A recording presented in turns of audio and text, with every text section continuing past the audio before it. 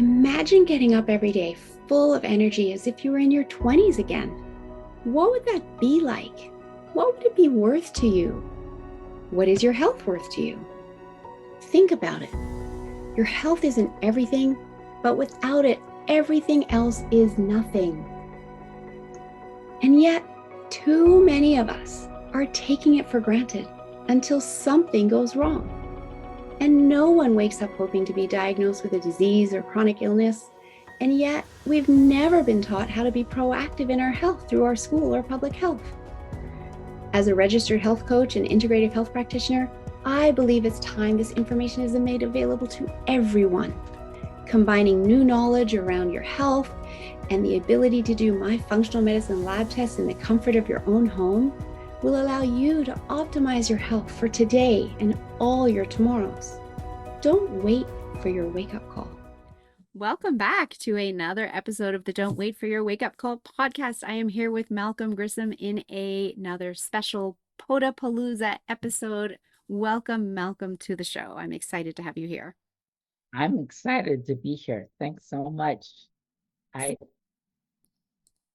I would love for you to start out simply by introducing yourself, Malcolm, because I don't have a bio for you as we do these back-to-back sessions all day long. I'm going to let you introduce yourself here. Sure. Well, I am Malcolm Grissom. I am the anti-bullying comedian. So my specialty, or what I'm building my business around, is talking about actually helping, excuse me, helping educators, leaders, corporations, and parents to establish top ranked bully-free atmospheres, right? I myself, so let me start off briefly with my story. I am someone who, so I started in life with a performer background. I was in the public eye since day one. I was literally born on stage. I was born in the backseat of a sports car in front of my entire neighborhood. They were watching the whole thing. I know it. You were in a rush to come into the world, clearly. Yeah. Well, here's the interesting thing about me. I was 3 to 4 weeks late, right? Overdue. Mm-hmm. But then when I was ready, I was like, come on, let's go. It's my time, right? So I Yep. come out before my mom can even get to the hospital, right? And so I'm in the public eye, and then uh, it was like that my early childhood. Like I started starring in plays at the age of 7, and I went to a small elementary slash high school in this small town on the the coast, like south coast. Well, it's the coast on the Big Island. It's called Honoka'a, and I went there. And my stepfather was a school teacher, so everybody knew who I was. I was everybody's public eye, and everybody loved me. And then all of a sudden, at age 9, I contracted a virus called Reyes syndrome. And if there are any parents who are watching, if you don't know what Reyes syndrome is, you should know.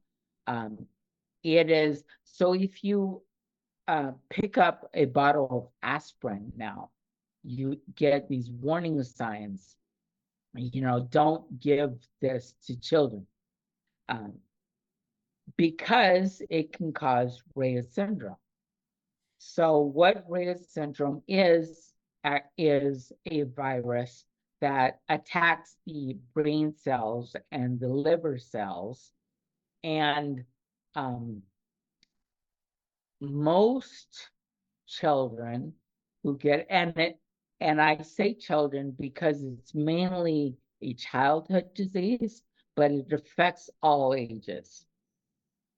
But most children who get this, they drop into a coma right away and usually never come out of it because the cells just keep expanding and explode. In my case, I was fortunate enough where I came out of the coma and had only lost my ability to walk and talk. So I relearned how to do that. Then my mother sent me back into school before I was ready, and I experienced a lot of external bullying, and the and this all added to my internal bully that was already established. Um, and basically that experience plus all the things that have happened after that, because that's just my childhood, has led me to where I am today, which is really talking about and advocating for anti-bullying or yeah, anti-bullying, Yeah. anti-bullies. Well, thank you for sharing that story. And I can well imagine, if you went back to school before you were ready, you were still learning to talk again, you were still learning to walk again, the people knew who you were before. And kids can be mean, right? Kids are all jockeying for their position in society, in the classroom, in their family. And so you were bullied. And Yeah, I love how you have taken that experience and infused your own humor in order to highlight this very important topic yeah, so that we yeah. can reduce the levels of bullying that are happening in the world today. And I've done, this is my 7th podcast interview today, and I talked to the first lady I spoke to earlier in the day was a Black woman who experienced bullying both when she was a Black woman in a Black private school with largely Caucasian teachers, and then also as a Black woman in a public school, Black public school, because they said she sounded too white. So she didn't fit in either place and got Right. bullied Yep. in both, right? So this is such an important topic. And so I really appreciate the work you're doing. It is so, so important. And I would love you to share more about how you are doing your work and raising awareness and bringing your humor to this and how you do that. Okay. Well, first of all, I use a method that I've designed. I fall back on it. It's sort of the basis. Well, first, even before I get to that method, the first thing that I do is advocate the need for a mind shift around bullies and who bullies are. A lot of people, they think bullies are bad people. Bullies are meanies, you know. Schools, they punish bullies, just like they would do with people who break the law, right? With prisoners, they throw them in prison, they give them punishment, all that. Bullies are victims. Bullies are victims. A bully, most bullies are reacting to uh, they're usually reacting to their inner bully. So there's something that's going on in their atmosphere, in their situation, that's causing them to think they're inadequate, they're not enough. So they are trying to be more, and they're reacting to that. And usually they choose not the most healthy way to react, which is often to put someone else down, right? To um, to bring themselves up out of fear, just like those kids did, just like, because they were my friends. I had friends, people who I really called friends. We were close friends. We were in, hung out in groups before my illness and right after my illness. Some of them, they were all bullying me verbally, but some of them would actually physically bully me. I was hit, and tripped by some of them, and they're just reacting out of their fear. So bullies are usually reacting, they're usually victims that are reacting in the only way that they know how. So first thing we have to do is change the mindset about who a bully is. Right. And then after that, then I get into this method that I've developed throughout the years. It's called the GEL method. GEL, GEL, gratitude, exercise, and laughter. And so by using gratitude, by using gratitude exercises, we become more grateful for who we are. We become more confident with who we are.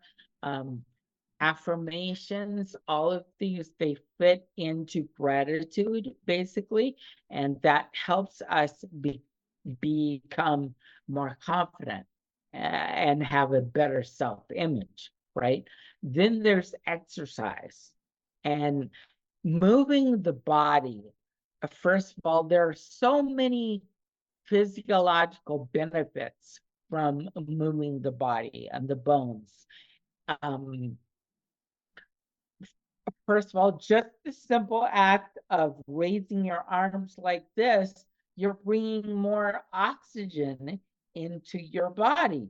And that is opening up the brain and allowing more oxygen to get into the brain. And so then you're able to think better. And then, endorphins and that come from exercise can better affect the brain. Excuse me. And then there's laughter. And now here's what I have to say about laughter. Now, I am a comedian. Yes, I am an actual comedian. And humor is very important to me, humor and comedy. But I need to make a distinction between humor, comedy, and laughter. So a lot of people, when they hear laughter, they think humor, jokes, comedy, humor and comedy, those are creations that are used to elicit laughter. Laughter itself is the physical reaction to human comedy. A lot of people believe that in order to laugh, we need to have something funny. There needs to be something funny in order to laugh. But no, through laughter exercises, then we can get some of the same physiological benefits that we get with exercise, same emotional benefits, the same endorphins, the dopamine,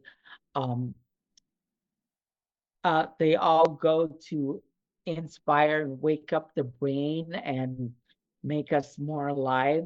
And with the combination of gel with the gratitude, exercise, and laughter, these are the things that help to create an atmosphere where it is full of empathy and compassion, and it and everyone's safe. And that's what we want. I love it. And you're so right. When people can live their life in that place of gratitude, enjoying exercise and movement of their body and the body functioning in the way that it should and getting good oxygenation to the entire body and all the cells, etc. Yeah. And enjoying laughter and the benefits of laughter, even if it's laughter yoga, which is kind of what, I've known it to be called before, and I've experienced that. And where you can just start laughing, not because you needed somebody to stimulate your laughter. You can choose to start laughing in any moment, at any time, on any day, and have those wonderful benefits from it. So I presume this is what you're teaching to parents, to schools, and other venues Yep. in order to Exactly. alleviate Exactly. those situations of bullying and reduce them. Exactly. Exactly. That's wonderful. And I love what you've come up with, that, that GEL acronym. It's easy to remember. It's easy for kids to learn. You could start teaching this to children in kindergarten or even younger. Mm-hmm. And again, shift the environment in the classroom, shift the environment on the playground, have everybody feeling safer, more supportive of one another. And that changes the next generation. Because when kids are bullied, it negatively impacts their self-confidence. And then they start to get these limiting beliefs. And then that's the work that I help adults with to release. If we don't even ever have to develop it, because we have this environment where our kids are supportive of one another and not in competition and can lift themselves up. And when they're in that place of fear, be able to talk about it and enlist the support of others.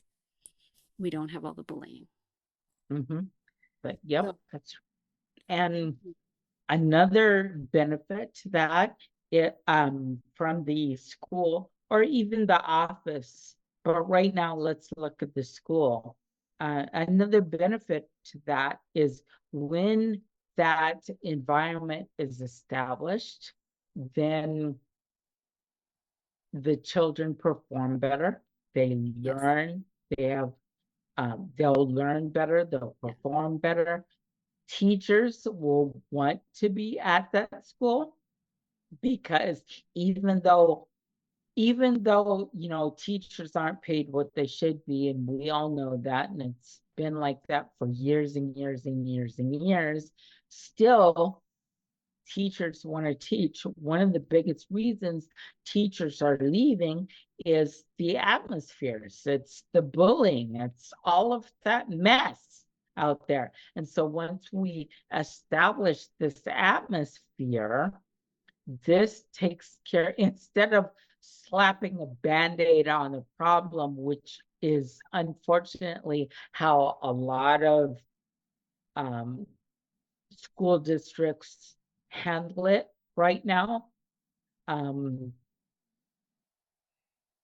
so if we establish that atmosphere, then all of these problems are solved, yes. right? Yeah, it's beautiful. So I always love to ask people who come on my show, what does "don't wait for your wake up call" mean to you? It means start today. So one of the greatest lessons that I've learned early on. So as a child, just overcoming my illness. One thing I loved to do before my illness was run. I loved to be active. I loved to run. And I was loved to be competitive. So my stepfather suggested that I when I was able to at least function, suggested that I get back into that, right? And I went through, so I went through some roadblocks, coaches not wanting me on their team because of, liability and all this. But I learned through this process that every step matters, and we don't need permission to take another step, or even, and we think forward mobility, and that's what we want. And what happens is that when there's a misstep and we step to the side or we step backwards, then that inner bully starts creeping up and saying, no, that's bad. But every step matters. All movement matters. When you think of physics, when you go backward, there's always a forward. Yes. Left, there's always a right. So every step matters. And so what this means to me is that you don't need to wait for a wake-up call. You don't need to wait for inspiration to hit. Just start. Just do. I love it. I love it. Thank you, Malcolm. And if somebody wants to get hold of you, to work with you, to have you come into their school, their classroom, their organization, how would they be able to reach you? Please let the audience know. Okay. Well, my website is Malcolm Grissom, Malcolm, like Malcolm X, and Grissom, Grissom, like Gus Grissom, Virgil Grissom, .com. And I am simply at malcolm@malcolmgrissom.com. Perfect. And thank you so much for coming on the show, sharing your work. It is really important work, and I am only too happy to help highlight the discussion around bullying and help get the awareness out there so that your work is recognized and we can put an end to it. And as we wrap up the show, is there any last words of wisdom that you would like to share with the audience? Yes.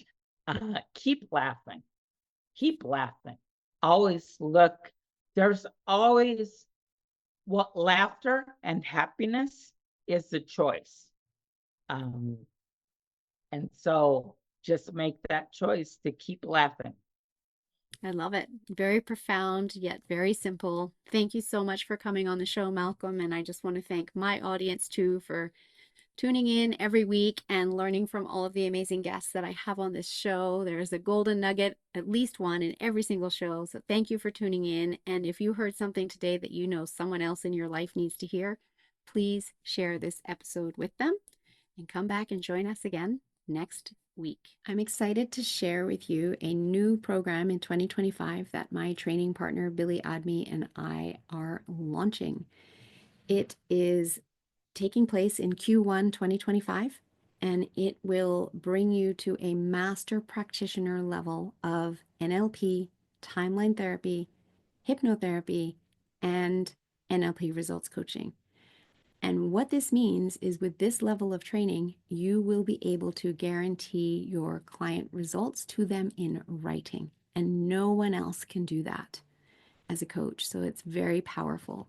Throughout the 90 days, we won't be working together daily. However, we have trainings every week. You will be meeting your unconscious mind, designing your destiny, learning self-hypnosis and higher self-hypnosis, getting a 3-day designation in the Krasner style of hypnotherapist and start working with clients right away. Then we go into our 8-day practitioner level training of NLP, timeline therapy, hypnotherapy, and NLP results coaching. And we end with the master practitioner level of those 4 modalities as we continue to build your skills. Everything builds on itself all the way through the program. On the weeks that we don't have trainings, we have student check-ins, office hours where you can come, get your questions answered, and get the support that you need going through these programs. These designations are valid in 40 countries around the world, and all of this work is done on Zoom live with lots of experiential practice for you to be able to feel comfortable with the techniques when you complete the trainings. And lastly, because we teach it to you on Zoom, you can then go out and work with your clients on Zoom, which makes for a very low startup cost for you to literally be able to start working with clients immediately upon your successful completion of the training. For more information, check out the link in the show notes below.